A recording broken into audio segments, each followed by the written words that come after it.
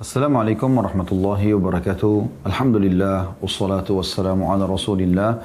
Segala puji dan puja kehadirat Allah subhanahu wa ta'ala, juga salawat dan taslim kepada Nabi besar Muhammad sallallahu alaihi wa ala alihi wa sahbihi wasallam. Saudaraku seiman, melanjutkan mudah buku kita Rasulullah sallallahu alaihi wasallam bercerita tentang surga dan neraka, dan kita masih dalam bahasan tentang surga. Serta kita berada di bab insyaAllah ke-18 pada kesempatan ini yang akan membahas masalah hubungan seksual di surga. Dan sebelumnya kita sudah membahas tentang wanita ahli surga di bab 17. Bagaimana Allah subhanahu wa ta'ala menciptakan para bidadari itu sangat indah, sangat cantik, sangat sempurna. Dan mereka tidak melalui proses biologis atau tidak melalui proses adanya sperma dituangkan di rahim, kemudian ketemu dengan sel telur, seperti yang kita tahu proses manusia umumnya, sehingga akhirnya menjadi anak lah, kemudian mulai bayi, anak-anak, kemudian mulai dewasa, remaja, dewasa, dan seterusnya sampai tua dan meninggal dunia. Tapi bidadari diciptakan oleh Allah subhanahu wa ta'ala secara langsung. Jadi langsung sempurna dan langsung tinggal mengabdi dan menjalankan perintah Allah subhanahu wa ta'ala. Ini sudah panjang lebar kita jelaskan pada pertemuan yang lalu. Sempat saya singgung teman-teman sekalian pada awal-awal kita belajar tentang surga ini dan juga belajar tentang neraka sebelumnya. Ya. Kalau nikmat apapun yang kita rasakan di dunia ini, saudaraku seiman, dari lezatnya makanan, nikmatnya minuman, ya, kemudian tidur, kemudian menggunakan pakaian yang bagus, ya, menata diri, merawat ya, rambut dan segala macam. Kemudian mandi yang segar, kemudian juga biologis, ini semua adalah miniatur dari nikmat yang ada di surga. Ya. Apa yang Allah subhanahu wa ta'ala halalkan di dunia, ya, bagi orang-orang beriman, maka itu juga akan menjadi hak mereka di akhirat. Allah subhanahu wa ta'ala akan memberikan dan bahkan melipat gandakan, serta menyiapkan hal-hal bahkan yang belum diberikan di dunia, sebagai tambahan dari apa nikmat yang ada di dunia. Serta apa yang ada di surga nanti hanya sama secara nama, tapi akan beda secara kualitas dan kuantitasnya. Ya. Seperti itu kurang lebih. Teman-teman tentu yang sudah berumah tangga tidak asik dengan kenikmatan biologis. Ya. Apalagi pada saat dia lakukan dalam kondisi jiwanya tenang. Ya. Dia lagi tidak ada masalah dengan pasangannya. Kemudian lagi dalam kondisi gembira. Dia lagi mungkin baru terima gaji. Dia baru mendapatkan sukses dalam penyelesaian proyeknya, mungkin pengantin baru, mungkin segala macam hal yang, atau memang orang yang menata dengan rapi, bersih, rapi, sehingga dia setiap saat walaupun sudah berumur tetap bisa menikmati karena dia menjalankannya pada pasangannya yang halal. Semua itu teman-teman sekalian ya adalah bagian kecil daripada kenikmatan yang akan ada di surga nanti. Allah subhanahu wa ta'ala juga memberikan kenikmatan yang sama namanya, tapi berbeda dari sisi kuantitas dan kualitasnya. Ini juga sama dalam hal yang lain seperti makanan, pakaian, minuman, tempat tinggal, kebun-kebun, buah-buahan, dan segala macam fasilitas yang sudah kita sebutkan pada bab-bab sebelumnya. Ya. Demikian juga dengan tentang neraka. Neraka juga apapun siksaan yang kita rasakan, naudzubillah, ya. Mungkin orang pernah kena luka bakar misalnya, atau bisul, atau apa saja yang menyakitkan gitu kan, yang dia tidak rasa nyaman. Semua itu adalah miniatur. Di neraka akan jauh lebih berat secara kualitas dan kuantitas siksaan tersebut. Orang mukmin menjadikan surga sebagai targetnya, sehingga apapun yang dia kerjakan di dunia targetnya adalah surga sana. Dan dia juga menjauhi neraka. Beda dengan orang kafir yang memang targetnya malah neraka. Semua apa yang dilarang oleh Allah subhanahu wa ta'ala, apa yang diharamkan, maka mereka melakukannya. Berbicara tentang masalah biologis teman-teman, sebelum kita membahas masalah hubungan seksual di surga ini, karena ini adalah hal yang perlu diketahui oleh kaum muslimin, dan mungkin sebagian orang menganggapnya risih untuk berbicara masalah ini, padahal sebenarnya dalam syariat Allah subhanahu wa ta'ala itu ada penjelasannya.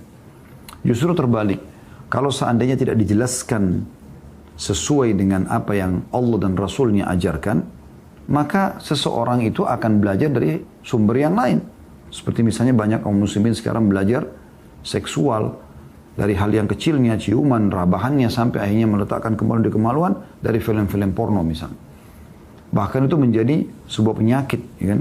Semoga Allah maafkan masa lalu. Kita tidak bicara masa lalu, kita bicara sekarang ke depannya. Dan saya menyarankan ya, agar jangan pernah membuka lagi situs-situs seperti ini. Semoga Allah menjaga kita, karena memang ini pertama mendukung perzinahan, yang kedua ya dia juga melihat aurat orang lain, yang ketiga merusak fitrah biologis Anda, karena orang yang terbiasa nonton seperti ini ya, nanti dia akan membayangkan siapa yang dilihat di film. Kesannya nanti pasangannya itu betul-betul hanya sekedar boneka saja. Padahal sebenarnya memberikan kepuasan pada pasangan bagian daripada ya, ibadah kepada Allah Subhanahu wa taala. Karena kalau kita lakukan jima itu atau hubungan biologis itu, karena ini adalah perintah Allah, kewajiban kita sebagai suami, kewajiban kita sebagai istri, artinya kita memberikan kepuasan pada pasangan, maka kita akan mendapatkan pahala. Sampai pernah Nabi SAW mengatakan di depan para sahabat, ya, fi bid'i ahadikum sadaqah, di kemaluan kalian ada sedekah, maksudnya ada pahala besar. Akhirnya para sahabat tertarik dengan ini.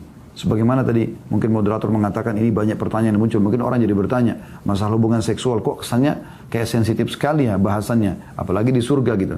Memang sesuatu bukan yang aib untuk dibahas. Justru sekali lagi saya bilang, kalau seandainya kita tidak bahas, maka banyak di antara muslimin yang bisa salah dalam mengambil edukasi atau ilmunya, mereka menuju kepada hal-hal yang haram. Ya. Apalagi memang film-film tidak benar ini, itu merusak fitrah. Tadi saya bilang salah satunya, akhirnya orang hanya bisa membayangkan yang ada di film tersebut. Pasangnya sudah jadi tinggal boneka saja, dia tidak menikmati lagi, tidak memberikan hak mereka. Dan juga bisa membuat ketagihan dalam kemaksiatan ini. Sampai pernah ada orang yang berkeluh kesah di pengajian, dalam bentuk pertanyaan tentunya, bagaimana cara mengobati dan menasihati suami yang sudah ketagihan seperti ini.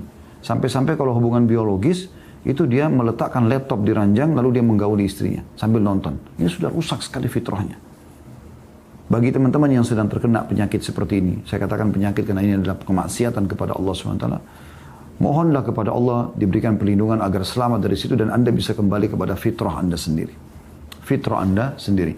Seringnya menonton seperti ini pasti akan merusak semua itu, teman-teman sekalian. Atau minimal mengurangi, gitu kan. Sehingga akhirnya kita tidak menikmati lagi pasangan kita yang harusnya kita memberikan hak dia dan juga kita menikmatinya. Baik teman-teman sekalian, kata Nabi SAW, fi bid'i ahadikum sadaqah, di kemaluan kalian ada sedekah, ya, ada pahala besar.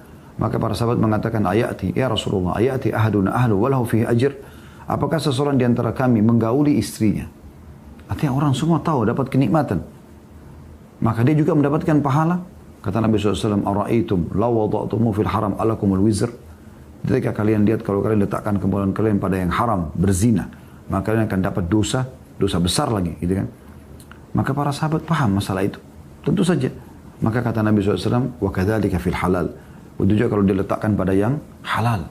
Jadi memang pada kemaluan kita tuh ada sedekah, ada pahala yang besar sekali, ya.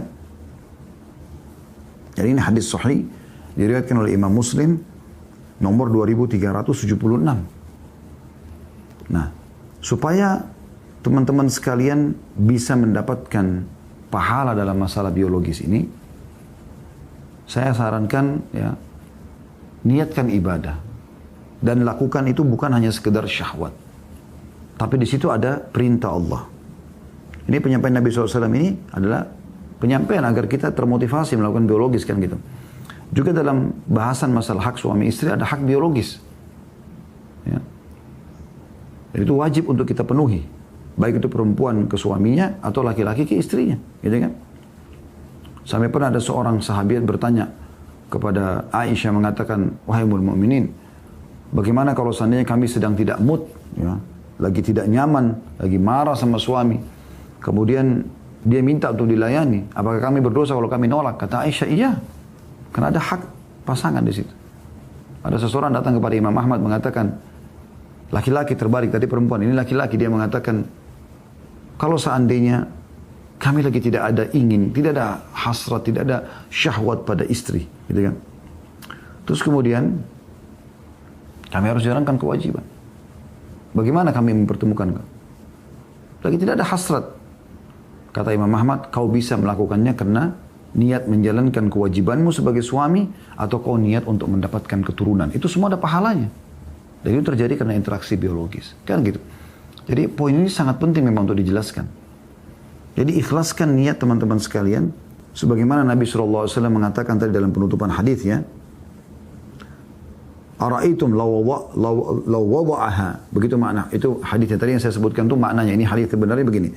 Ara'aitum law wada'aha fi haramin akana alaihi fiha wizrun fakadzalika idza wada'aha fil halali kana lahu ajr. Artinya, tahukah engkau jika seseorang memenuhi syahwatnya pada yang haram dia berdosa? Demikian pula jika ia memenuhi syahwatnya pada yang halal ia mendapatkan pahala. Jadi ikhlaskan karena Allah Subhanahu wa taala. Islam juga teman-teman mengajarkan kepada kita ya, melakukan pembukaan dalam biologis itu. Kita dilarang teman-teman sekalian dalam Islam, begitu syahwat, mohon maaf, langsung ya interaksi to the point ke kemaluan. Dan itu diingatkan. Ya. Sebagaimana hadis Jabir radhiyallahu anhu, dan hadis ini hadis sahih riwayat Bukhari nomor 2967 dan juga Muslim 715. Di mana dia mengatakan bahwasanya Nabi SAW bersabda, hal tazawwajta bikran am thayyiba? Hai Jabir, apa kau nikah sama janda atau gadis? Fakultu tazawwajtu thayyiba. Aku menjawab bahwasanya aku menikah dengan janda. Faqala halla tazawwajta bikran tula'ibuha wa tula'ibuka? Kenapa kau tidak nikah dengan gadis sehingga kau bisa bercumbu mesra dengannya dan juga dia bercumbu mesra denganmu? Maknanya adalah janda punya pengalaman masa lalu. Tentu bukan tidak boleh menikah dengan janda ya. Tapi dia akan ada cenderung membandingkan dengan suaminya yang dulu. Gitu kan. Oleh karena itu Nabi SAW mengatakan dengan perawan yang memang belum pernah tahu sebelumnya. Sehingga dia baru merasakan kenikmatannya itu bersama kamu. Tapi ada bahasa Nabi SAW di sini. Kau bercumbu mesra dengannya. Dalam riwayat lain kata Nabi SAW. Hendaklah seseorang di antara kalian sebelum biologis memiliki rasul. Rasul itu utusan. Kata para sahabat, apa itu rasulnya ya Rasulullah? Kata Nabi SAW, ciuman. Jadi kita memang dianjurkan juga dalam Islam. Nabi SAW membahasakan itu. Dan bagaimana Nabi SAW sangat romantis dalam masalah-masalah seperti ini. Oleh karena itu keliru kalau ada orang, generasi muda muslim, mempelajari masalah romantis itu dari justru film-film orang non-muslim. Yang dianggap romantis justru mereka gonta-ganti ciuman bibir sama siapa saja. Ya, mereka hubungan biologis sama siapa saja. Ya, mau itu dengan cara yang benar, menikah atau tidak, maka sama saja. Ini keliru. Islam tidak seperti itu. Islam punya adab dan tata krama. Ini juga panjang lebar kami jelaskan dalam bahasan buku Mahkota Pengantin. Ada satu babnya masalah biologis dalam Islam. Itu lebih terinci lagi tentang bagaimana ya, Islam datang mengajarkan penganutnya, karena ini adalah ibadah yang juga kalau suami istri dianjurkan untuk sering mengulanginya. Ya, biologis tersebut. Kalau saya pernah baca beberapa artikel medis ya, anjuran medis mungkin sepekan sekali. Tapi kalau kita baca hadits Nabi SAW tadi dimotivasi memiliki pahala, nggak ada batas sepekan sekali. Dan kalau kita bicara juga poligami misalnya, seorang laki-laki memiliki beberapa orang istri, dan istri itu punya hak mabit, hak nginap. Dan hak nginap itu berarti hak biologis juga ada dalamnya. Berarti kan memang ada interaksi biologis. Jadi kalau orang memiliki 4 orang istri misalnya, berarti kan dia biologis sama yang pertama di sini, hari kedua, hari ketiga, hari keempat. Hari kelima dia kembali ke istri pertama, sama juga. Dan bagaimana dalam Islam kalau Anda baca tentang hadis Nabi SAW berhubungan dengan mandi Jumat ya, bagi laki-laki. Mandi Jumat bagi laki-laki itu ada hadis Nabi SAW yang berbunyi siapa yang mandi di hari Jumat seperti mandi junub. Ya. Kemudian dia menggunakan wangi-wangian, dia ngisi rambutnya dengan rapi, menggunakan baju yang terbaiknya, kemudian dia pergi ke masjid, dia tidak memisahkan antara 2 orang, lalu kemudian dia dengarkan khutbah, lalu dia sholat, kecuali akan dibersihkan dosanya yang lalu. Kata sebagian ulama hadis, ini berarti ada anjuran menggabungkan di hari Jumat pagi itu, antara mandi Jumat sama mandi junub. Jadi ada kan motivasi untuk melakukannya ya, seperti itu kurang lebih. Dan ini anjurannya. Ada juga kalau tidak salah riwayat lain itu, atau athar lain, Nabi SAW melarang seseorang melakukannya seperti hewan. Hewan kan begitu, tidak melalui ya, hal-hal yang membuka ya. Mungkin kalau kita kembangkan, saya pernah mengadakan pelatihan manajemen rumah tangga Islami, salah satunya adalah melampiaskan biologis yang halal dengan cara yang benar dan menggunakan segala macam cara yang Allah halalkan. Tutur kata yang santun, ya, wangi, kemudian sentuhan dan segala macam sampai akhirnya selesailah biologis tersebut. Ya. Dan subhanallah saya temukan ternyata memang banyak di antara peserta dalam daurah dalam pesantren kilat pada saat kami lakukan itu, ya memang tidak tahu. Bahkan mereka subhanallah sekian tahun berumah tangga, ya seperti orang yang rutinitas saja. Mereka tidak mengemas setiap kali, setiap kali biologis itu adalah sesuatu yang indah, sesuatu yang berpahala. Sehingga dia cari maksimal, ya kenikmatannya juga maksimal dalam pahala, ya seperti itu kurang lebih. Dan ini juga subhanallah, saya pernah punya seorang sahabat dekat, kemudian dia datang dari Saudi, dia sudah berumah tangga 15 tahun. Kemudian dia pada saat mau pulang habis ngisi daurah di Jakarta, di Indonesia, hasil pesantren kilat buat dai-dai gitu. Dia mau pulang lalu dia bilang sama saya, Khalid saya mau beli hadiah buat keluarga. Terus saya bilang sama dia, kamu mau saya yang memilihkan atau kamu yang pilih sendiri?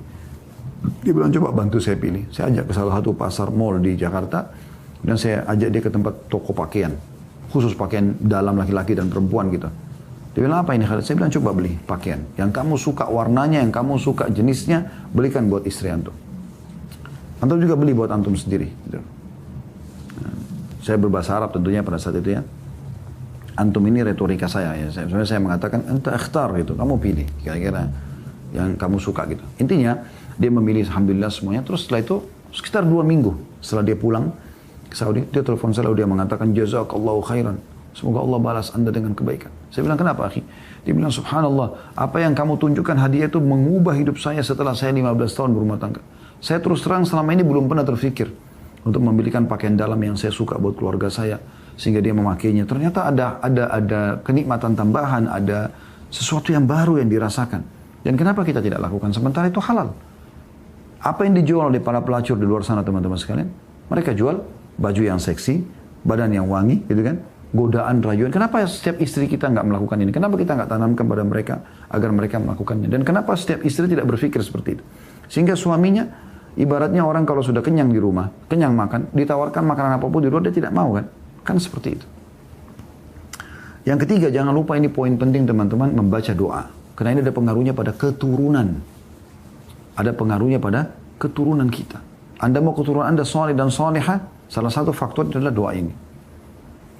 Doa ini disebutkan dari hadits Ibnu Abbas radhiyallahu anhuma bahwasanya dia berkata Rasulullah sallallahu alaihi wasallam bersabda, "Lau anna ahadakum idza arada an ya'ti ahlahu faqala bismillah Allahumma jannibna syaitan wa jannib asyaitana ma razaqtana fa innahu in yuqaddir bainahuma walad في ذلك إن يقدر بينهما ولد في ذلك لم يضره شيطان أبدا." Ya, saya ulangi, "Lau anna ahadakum idza arada an ya'ti ahlahu faqala bismillah Allahumma jannibna asyaitana wa jannibis syaitana ma razaqtana fa innahu in yuqaddar bainahuma waladun fi dzalika lam yadurruhu syaitanun abada." Jika salah seorang di antara kalian, ini kata Nabi SAW, hadis Nabi, yaitu suami maksudnya, jika salah seorang dari kalian yaitu suami ingin berhubungan intim dengan istrinya, lalu ia membaca doa, tadi doa itu ya, Bismillah dengan nama Allah, Allahumma jannibna syaitana, ya Allah jauhkanlah kami dari syaitan, wa jannibis syaitana ma razaqtana, dan jauhkanlah syaitan dari rezeki yang telah Engkau karuniakan kepada kami.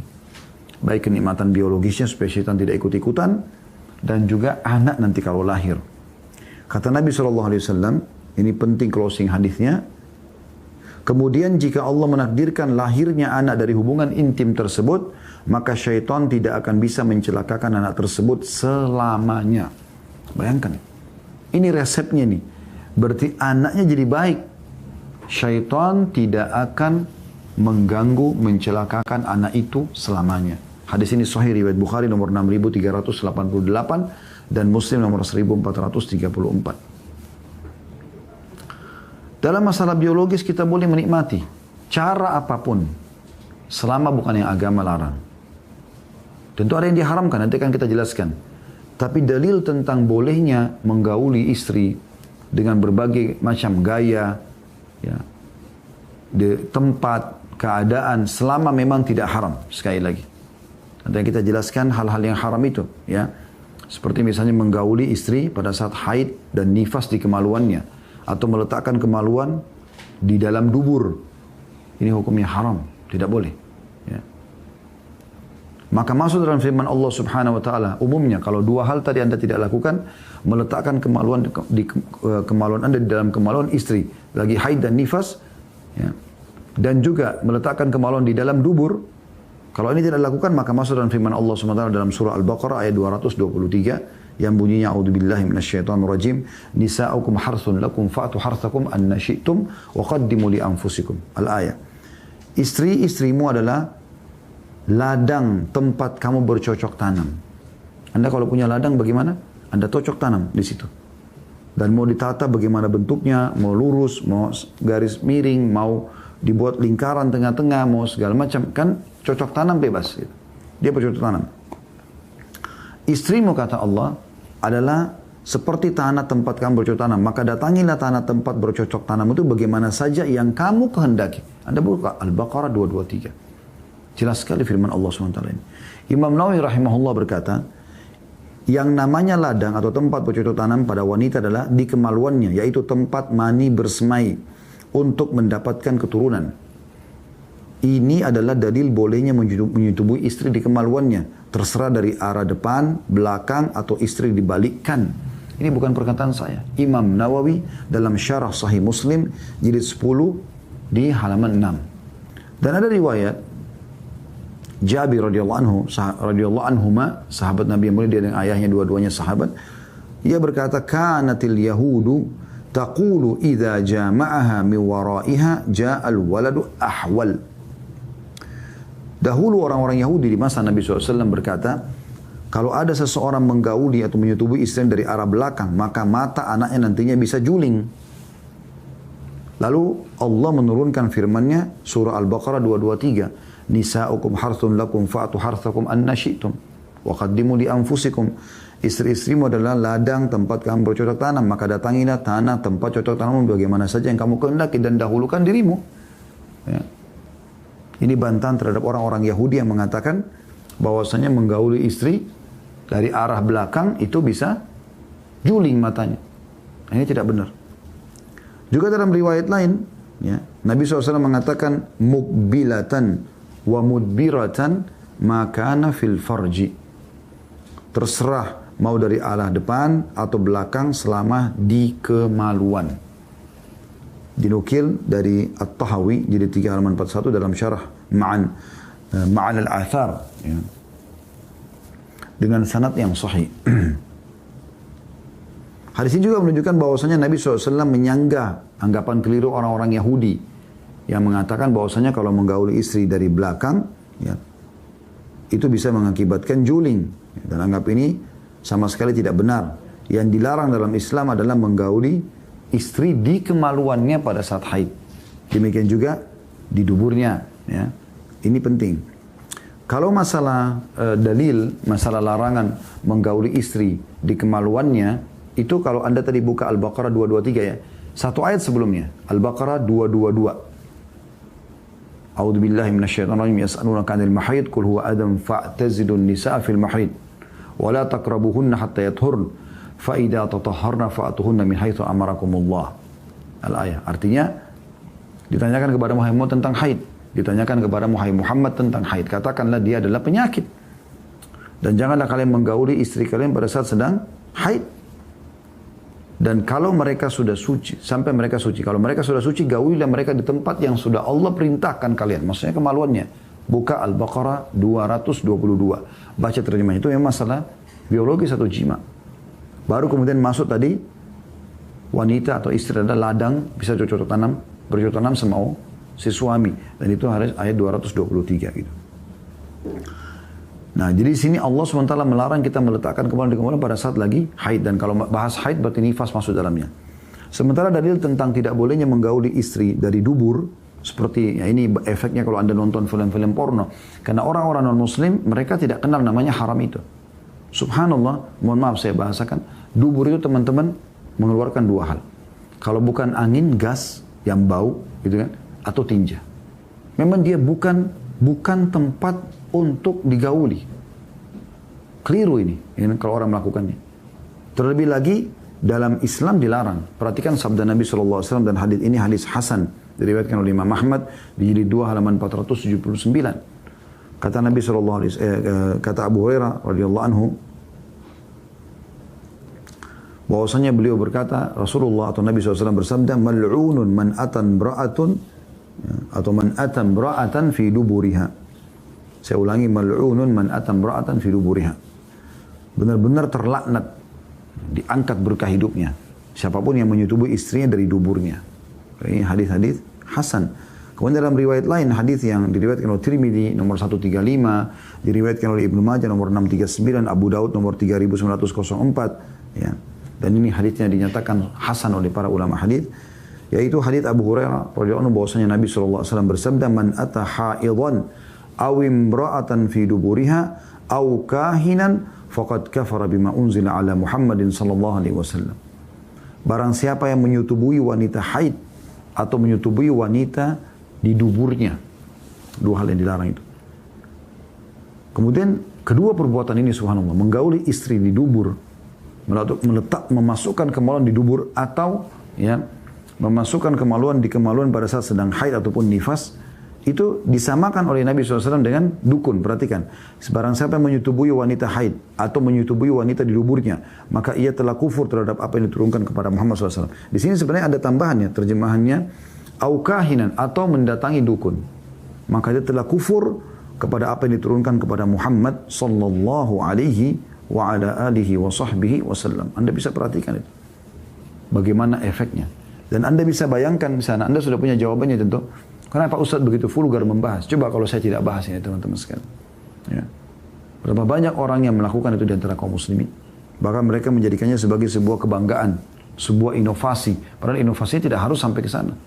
Yang haram tidak boleh. Kalau yang halal boleh. Kemudian juga ada anjuran tentunya, ya, agar orang dia menikmati istrinya, ya, semaksimal mungkin, dalam arti kata, ya, apa saja, dan coba kemas dengan baik. Mungkin Anda bisa kemas dengan makanan. Nabi SAW sunnahnya Nabi SAW menyunnahkan kalau baru menikah, ya, maka memberikan minum istrinya, apakah susu dan segala, atau sesuatu yang manis, ya, agar keadaan lebih cair, ya. Terus duduk ngobrol, terus lupakan dulu semua permasalahan-permasalahan. Bahkan teman-teman harus tahu, sebagian ulama mengatakan salah satu pintu syaitan agar iblis dan pengikutnya bisa mencapai target perceraian dalam rumah tangga, dia renggangkan dulu biologisnya. Makanya Anda pernah alami nggak?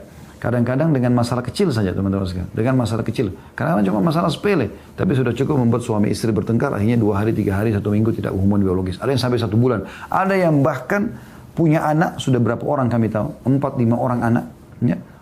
Akhirnya syaitan tidak bisa membuat mereka cerai, dibuat mereka pisah kamar. Tidak ada interaksi biologis yang merupakan pahalanya besarnya sama dengan kadar besarnya dosa zina kalau di dosa.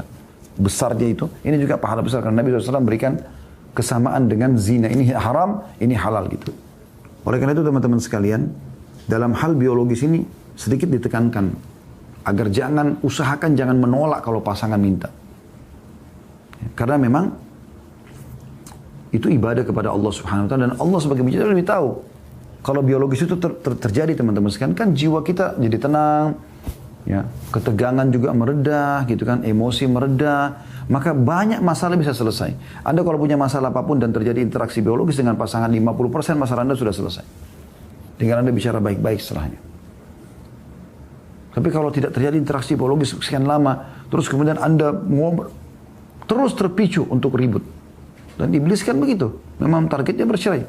Dan awal mulanya adalah cair dulu, atau kaku dulu dari sisi biologisnya. Kata Nabi SAW, iblis memiliki singgasana di lautan, dan setiap hari ada anak cucunya melapor. Saya baru buat si fulan mabuk, saya baru buat si fulan berkelahi. Terus saja iblis anggap biasa sampai ada yang mengatakan saya baru menceraikan suami istri. Artinya tidak ada interaksi biologis antara mereka lagi. Dan bermula dari situ dulu. Ya. Cerai berarti sudah tidak akan ada sama-sama. Nikmat itu akan hilang. Oleh karena itu harus saling cair, lunak. Yang benar memaafkan, yang salah minta maaf. Dengarkan hadits Abu Hurairah radhiyallahu anhu bahwasanya Nabi SAW bersabda, idza da'a ar-rajulu imra'atahu ila firashihi fa'abat an taji'a la'anatha al-malaikatu hatta tusbih. Jika seorang pria mengajak istrinya ke ranjang, lantas si istri enggan memenuhinya, maka malaikat akan melaknatnya hingga pagi hari. Hadis Bukhari nomor 5193 dan Muslim 1436. Ya. Dan kalau seseorang di antara kita, teman-teman, sempat tergoda sesuatu dari lawan jenis di luar sana, kembali kepada pasangan kita. Seorang laki-laki tergoda dengan seorang wanita, tertarik dia lihat, bisa memunculkan syahwat, bisa menjerumuskan pada zina, kembali ke istri segera, lampiaskan. Dengan tertumpahnya spermanya, redah itu. Begitu juga dengan wanita. Kapan dia lihat? Sudah, dia lari ke suaminya, selesai. Itu sangat membantu. Ada riwayatnya masalah itu. Dari Jabir bin Abdullah radhiyallahu anhuma, dikatakan dari Nabi SAW bahwasanya beliau pernah melihat seorang wanita. Nabi sendiri melihat wanita gitu. Lalu ia mendatangi istrinya Zainab yang saat itu sedang menyamak kulit miliknya. Lantas beliau menyelesaikan hajatnya, maksudnya dengan jima atau hubungan intim. Lalu keluar menuju ke para sahabat seraya berkata, Innam ra'ata tukbilu fi surati syaitanin wa tudbiru fi surati syaitanin. Fa'idha absara ahadukum ra'atan falyati ahlahu fa inna dhalika yaruddu ma fi nafsihi. Sesungguhnya wanita itu datang dalam rupa syaitan. Artinya syaitan bisa tunggangi dia untuk membuat laki-laki terpengaruh untuk mengganggunya atau berzina dengannya. Dan pergi pun kalau dia datang atau dia pergi ketemu sama laki-laki itu ditunggangi sama syaitan. Ini sejalan dengan makna hadis yang lainnya. Bahwasanya wanita itu adalah aurat. Kalau dia keluar istashrafaha syaitan. Istishraf itu makna dalam bahasa Arabnya itu kurang lebih orang kalau melihat sesuatu yang jauh lalu dia taruh telapak tangan di atas matanya supaya bisa kelihatan jelas gitu. Syaitan memantau betul wanita yang keluar itu. Ya. Maka kata Nabi SAW, jika seseorang di antara kalian melihat seorang wanita yang menakjubkan, tanpa dia sengaja tentunya di sini, maka ataupun dia mungkin sengaja, subhanallah, dia lalai, maka hendaklah ia segera bersetubuh dengan istrinya, karena hal itu akan menolak sesuatu atau berupa syahwat yang dapat atau datang pada dirinya. Hadis ini riwayat Muslim nomor 1403. Para ulama berkata bahwasanya Rasulullah SAW melakukan seperti ini sebagai penjelasan bagi para sahabat mengenai apa yang mesti mereka lakukan dalam keadaan demikian. Yaitu karena melihat wanita yang tidak halal. Belum mencontohkan dengan perbuatan dan perkataan sekaligus. Hadis ini juga menunjukkan tidak mengapa mengajak istri untuk berhubungan intim di siang hari atau waktu lain yang menyibukkan selama pekerjaan yang dapat atau yang ada mungkin ditinggalkan. Kalau bisa jadi laki-laki karena bisa jadi laki-laki sangat tinggi sekali syahwatnya ya, ketika itu dan bisa membahayakan badan, hati juga pandangan matanya. Dijelaskan oleh Imam Nawawi dalam Syarah Sahih Muslim jilid 9 halaman 179. Ya. Kemudian tidak kalah penting teman-teman sekalian, ya, jangan ceritakan biologis itu kepada orang lain. Ini penting sekali. Kalau Allah berikan Anda istri yang membuat Anda puas, suami yang membuat Anda puas, cukup Anda saja. Jangan cerita sama orang lain. Diriwayatkan dari Abu Sa'id Al-Khudri radhiyallahu anhu, ia berkata bahwa Rasulullah SAW bersabda, Inna min asyarrin nasi indallahi manzilatan yawmal qiyamati ar-rajula yufdi ila imra'atihi wa tufdi ilaihi thumma yanshiru sirraha. Sesungguhnya termasuk manusia yang paling jelek, paling buruk kedudukannya di sisi Allah pada hari kiamat nanti adalah seseorang laki-laki yang sudah menggauli istrinya. Dia udah tahu nih, dia lihat semua tubuhnya, dia nikmati. Kemudian dia menyebarkan rahasia ranjangnya. Nah, dalam riwayat lain, bahwasanya seorang laki-laki yang telah menggauli istrinya dan seorang wanita telah bergaul dengan suaminya, kemudian mereka menyebarkan rahasia itu. Pernah ada riwayat lain juga, teman-teman sekalian. Asma binti Yazid radhiyallahu anha, sahabat ini mengatakan, ya Rasulullah, pada saat Nabi SAW selepas sholat subuh lalu mengatakan, mungkin seseorang di antara kalian menceritakan apa yang dia lakukan dengan pasangannya tadi malam. Kata beliau, benar ya Rasulullah, kaum laki-laki dan kaum perempuan di Madinah melakukan itu. Kata Nabi SAW, jangan kalian lakukan itu. Karena itu perumpamaannya seperti syaitan laki-laki bertemu dengan syaitan perempuan di jalan lalu dia menggaulnya di depan orang. tanpa punya rasa malu. Jadi ini poin penting. Anda berdosa kalau Anda ceritakan pada orang lain. Dan ada efek kejiwaannya. Kalau seandainya seseorang laki-laki punya istri yang memuaskan dia. Lalu dia bercerita pada 5 orang temannya. Oh, istriku tuh begini dan begitu. Diceritakanlah segala macam. Seakan-akan teman-temannya melihat dengan mata kepala istrinya ini. Sampai menceritakan tai lalatnya, sampai menceritakan segala macam. Atau lengkukan-lengkukan tubuhnya. Ini berbahaya. Karena kalau ada 5 orang teman Anda itu, istri mereka tidak begitu, dia akan menggoda istri Anda. Itu pasti terjadi. Dan banyak terjadi. Saya tahu orang subhanallah sampai kesian, sakit hati di akhirnya. Karena temannya akhirnya mengganggu istrinya terpengaruh, akhirnya minta cerai, maksa cerai, hanya nikah sama temannya. Ini semua bermula dari situ. Dan perempuan mudah terbawa dengan perasaan.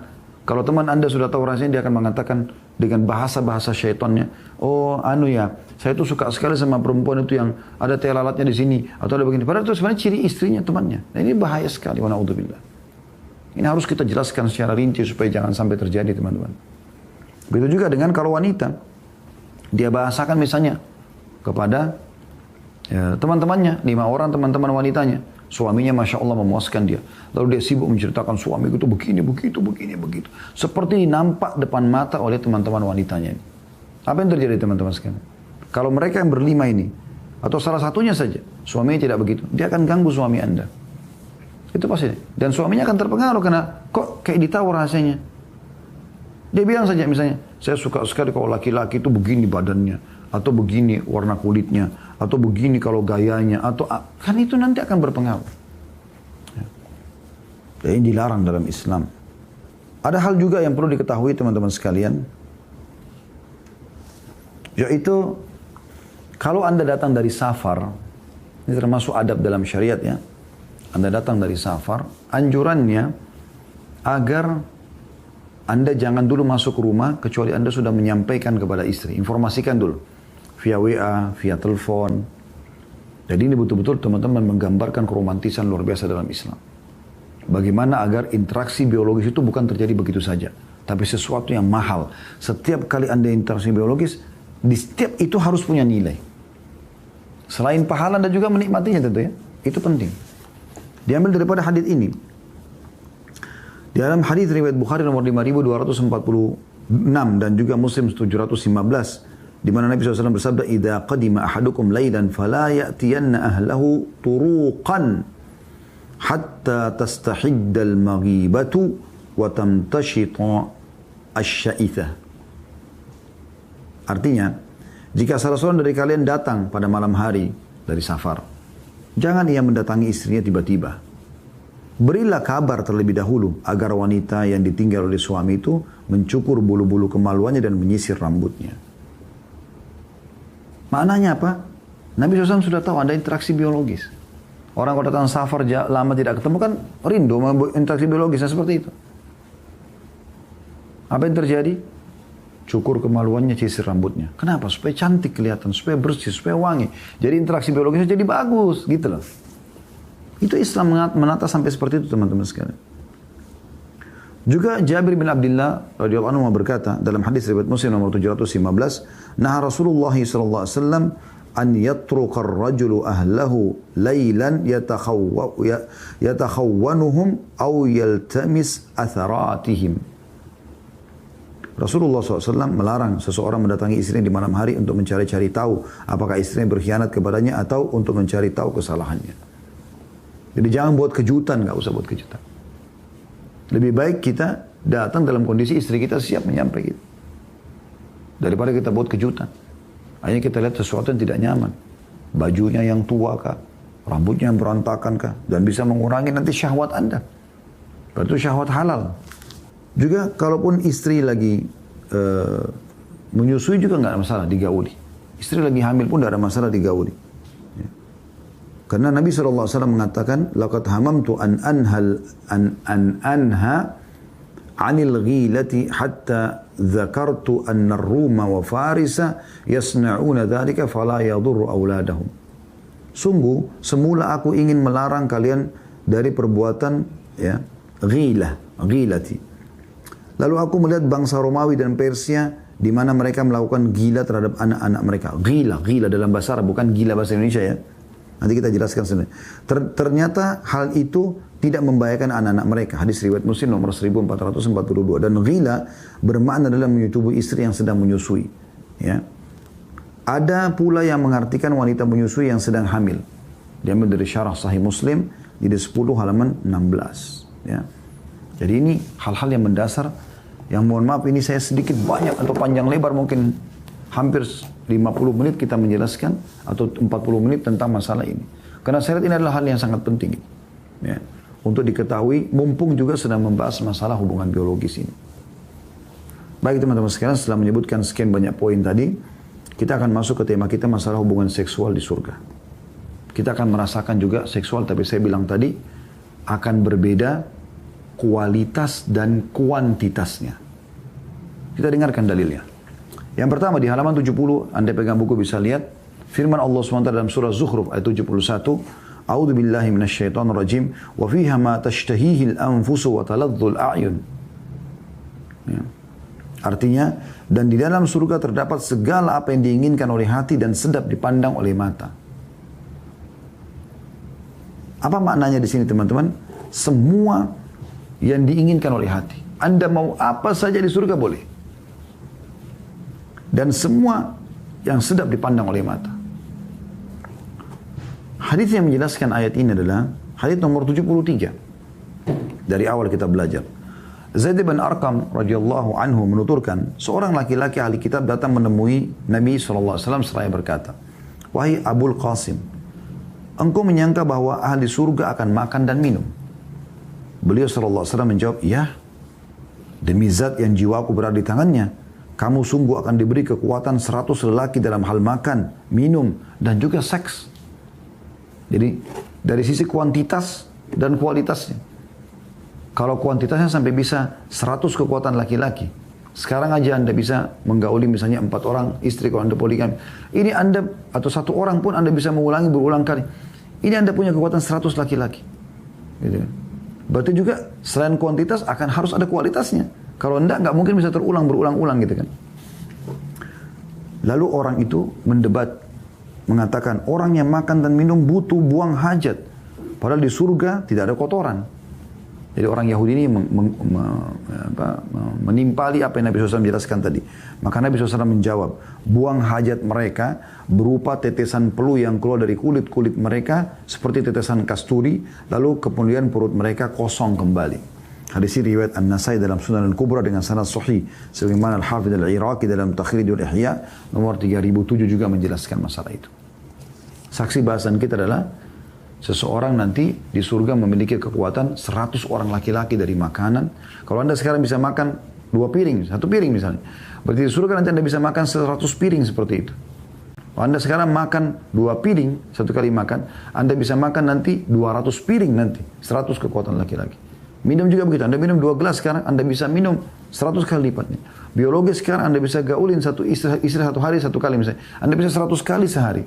Itu seperti itu rasionalnya. Ini digambarkan dalam hadis, dalil tentang masalah ini. Dan salah satu yang memotivasi orang rajin beribadah, janji-janji Allah di surga. Itu dari awal kita belajar. Masalah pakaian, masalah makanan, masalah tumbuh-tumbuhan, masalah istana, ya, masalah mata air, sungainya. Kemudian hadis yang kedua, ini hadis terakhir dalam bab kita, hadis nomor 74. Anas radhiyallahu anhu meriwayatkan sabda Nabi SAW, seseorang mukmin di surga diberi kekuatan demikian dan demikian dalam hal hubungan seksual atau jima. Ditanyakan, wahai Rasulullah, apakah ia mampu melakukannya? Kata Nabi SAW, ia diberi kekuatan 100 orang pria. Hadis ini riwayat Tirmidzi, jilid 4 halaman 84, dan ia menilai sahih gharib. Saya mengatakan, kata penulis di sini ya, ia memiliki berbagai riwayat pendukung yang menguatkannya, di antaranya hadis sebelumnya dan selainnya. Ini diambil dari Mishkah Al-Masabi, jilid 3 halaman 90. Ya. Juga pada saat Nabi SAW menafsirkan firman Allah Subhanahu wa taala fi syughulin fakihun dalam surah Yasin, seingat saya itu surah Yasin ya. Maka kata Nabi SAW, mereka dari jima ke jima yang lainnya. Ya. Itu penyebutan tentang masalah biologis di surga. Allahu a'lam.